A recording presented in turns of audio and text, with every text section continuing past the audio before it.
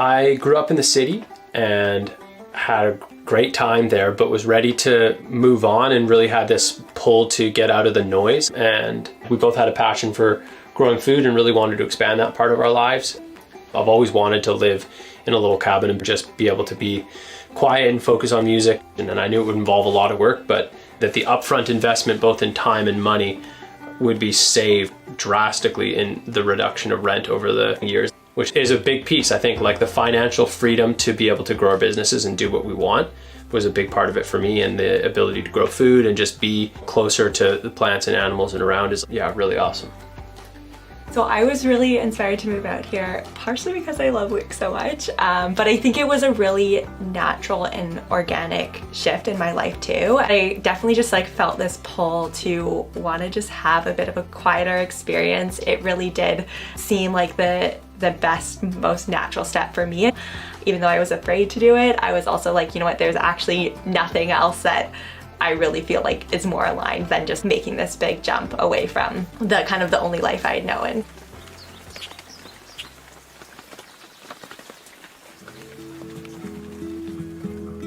Everybody's free needs, all people, all places. I built this cabin with the help of a couple key friends, and then with a lot of help from Meg. It's in that like sort of 220 square foot size. But yeah, it was a big learning curve. You know, I knew how to use a table saw and some basic saws, but didn't have much experience framing at all. It's been a really fun build and like really expansive, both in the skill set and feeling empowered in being able to just jump into something and do it.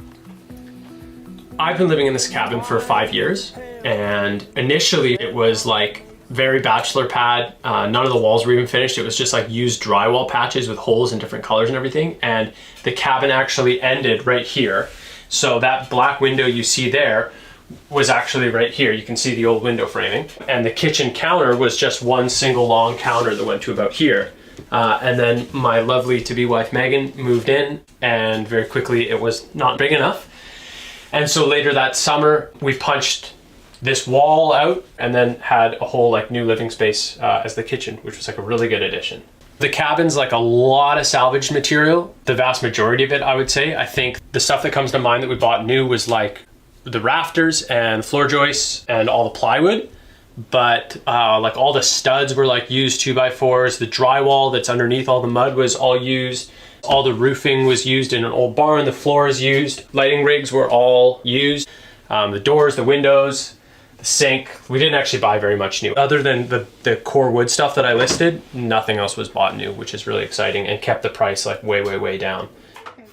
Even though our kitchen is quite small, I do find it so nice to cook in.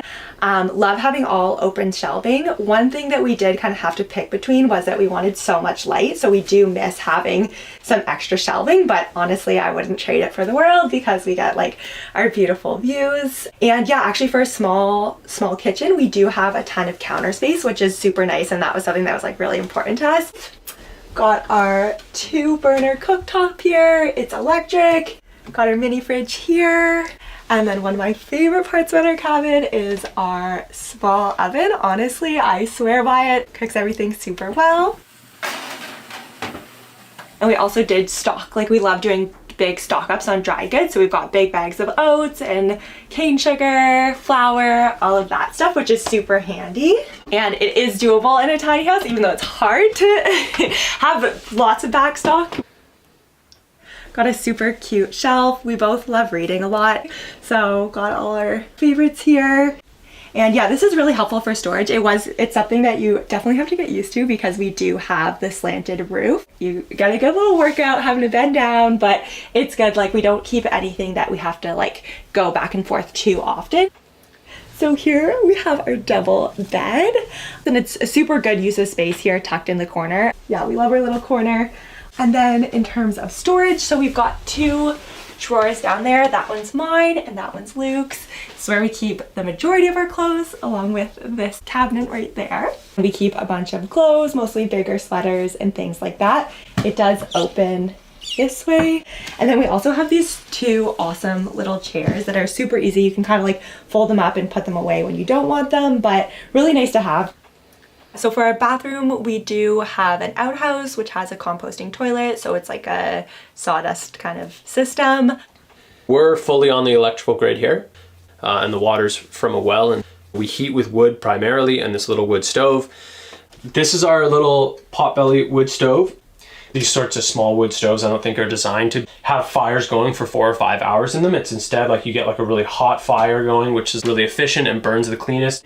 And it also like pumps the heat out. And if the building is small, such as this one, and built fairly well and is well sealed, then it'll like stay warm for a long time after that. So this is the studio, as we call it. We got this building used online for like $3,000, which is a total steal. It's like a steel outside, metal outside with rigid insulation. And it was just like an amazing deal. And immediately we had a second building. And this is the studio / guest bedroom. So this is like a little futon we have, and people come and like crash here. And it's really great to have a second bed, but also a couch. And it's like kind of overflow storage, a second space for sometimes Meg gets up early in the morning and just needs to come do her own thing. And just lately where I've been able to like play a lot of music. This is an old cast iron tub. And then we have kind of a mini little fire pit underneath. So we pretty much just fill it up with our well water with a hose. And then Luke will make the fire. You often do it on the full moon, and it's just so pretty, so relaxing. It's definitely one of my most favorite activities. So this is our upper garden, and then we also have a lower garden. So this actually started out, this was all brush and, you know, completely overgrown, and then slowly as we've been living here, we kind of developed it. So the first thing we did was started with these pallet gardens. Since then, we've kind of built them up to be raised beds. So we try to do all of our stuff up here that's like, you know, you kind of want to eat every single day. So herbs, kale, lettuces, anything where you're just like making a quick salad for lunch and you don't want to go all the way down to the garden. And also this is a super sunny spot. So last year we planted our tomatoes and peppers, which worked really well. So this is our little like hothouse or greenhouse thing. This is an old door from my parents' house, and so this took like half an hour to make. I do a lot of makeshift construction, in case you haven't noticed, because I'm not like a trained carpenter, but I like just to get stuff up to functionality. And this is where we put all of our starts and seeds, and so we're going to do that in the next couple days here as it's spring. So we're going around to like the kind of front side of the cabin, I guess it would be, where our cars are, and this is sort of the messy side. We've come to the realization that maybe you need to have like a sort of messy area on the property. So you see we've just got a bunch of rusty old tools hanging up. We keep some long lumber under the cabin to keep it dry. Early on, I got some advice to build these little drawers that are just like wood on wood with a bit of wax. And so those are kind of like fun little storage drawers. This is like the woodshed / workshop / dry storage area.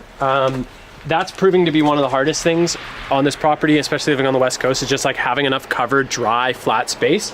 So this was like a full wood stock before and is now like been used up over the winter. This is like our recycling center where we pre-sort everything so that it's really quick when we go and do the recycling. And then I've just like got all the tools, you know, table saw, chop saw. Again, this whole structure was $0 too.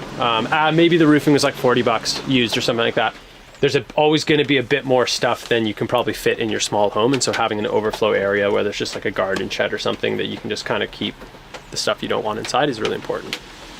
So just over there we have our pump house, so that's where we have our deep freezer, which is so nice. We also have our washer dryer in there, and then on the outside attached to it we have an outdoor shower with like a nice cedar fence around it. And it's been a nice transition to learn how to like really enjoy outdoor showers in the winter, but it's great. It feels really refreshing, and it's just warm enough. So this is our garden like right before we do anything with it, and so it's super overgrown. We're very shy about our garden right now. We wish it were in better shape, but we have like there's an Asian pear tree and then 2 plum trees right here. We usually grow like a lot of root veggies and cabbage, broccoli, lots of kale, lots of brassicas. You know, in the years that we've really honed in on the garden, it's more than enough space to grow a lot of food. It's quite fun, so we're excited to get back into it this spring. We'll get your kids to a garden. With a garden they'll grow, and they'll learn to go easy. They'll learn to live slow. Get your kids. So we live here on our friend's land. It's 2.5 acres in unceded Coast Salish territory, and it's a beautiful scenario. It's works for everyone. We We all have our privacy. I think that's a big shared understanding. It's like we don't hang out all the time, but like we're always here for each other if anything happens. So there's a way to do this that just involves nice, clear communication, and obviously some real generosity from the person who was able to access the land in the first place. So there was like a bit of an upfront investment, and then now we each pay rent, which kind of just covers our electricity and water and things like that. But it's just been such a beautiful blessing to get to just feel like, you know, your basic need of having this roof over your head is covered. And the cabin, it's hard to think about how much it costs, but you know, when I crunch the numbers, excluding appliances, I think this costs about $8,000, and we were able to just be really smart in the materials we used and find stuff free as much as possible. So, you know, $8,000 to have a cabin, and then cheap rent was, I mean, it's been like the kind of cornerstone piece of being able to expand our businesses and make investments in our businesses outside of spending half of our income on rent. I'll find the melody inside of the madness.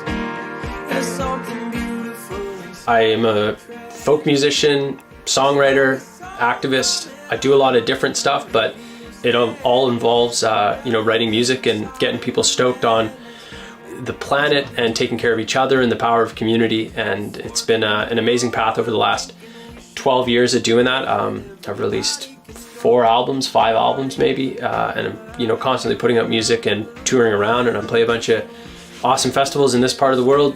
It's become an amazing career path and just so joyful. For my work, I am a holistic nutritionist, and I focus specifically on nutrition for anxiety as well as gut health. My main kind of way I work with people is one-on-one, and then from there I do all sorts of other stuff. So I'm often hosting online nutrition workshops, and then also on top of that I do a lot of recipe creation. And last year I filmed a course called Get Growing Food. So it was all about how to inspire people to start growing their own food, no matter where they live. And I also have an Eat to Ease anxiety online course. Yeah, so I feel like some of the challenges for me that show up is definitely the bathroom. And then, another one would be closet space. But at the end of the day, you just feel so happy to live where you do. And those small things really just feel like a drop in the bucket. Yeah, I mean, I think another challenge is just like in the communication game of knowing when we need space. It's been like a crash course in getting to know each other and to like learning each other's ways. I used to live by my lows. I think building this, you know, I was probably a dreamer initially. I was like, I'm gonna live here forever. This is like the coolest thing I've ever done. But it became apparent, I think on a whole bunch of levels, that it was like, wow, this is gonna be a beautiful chapter of our lives.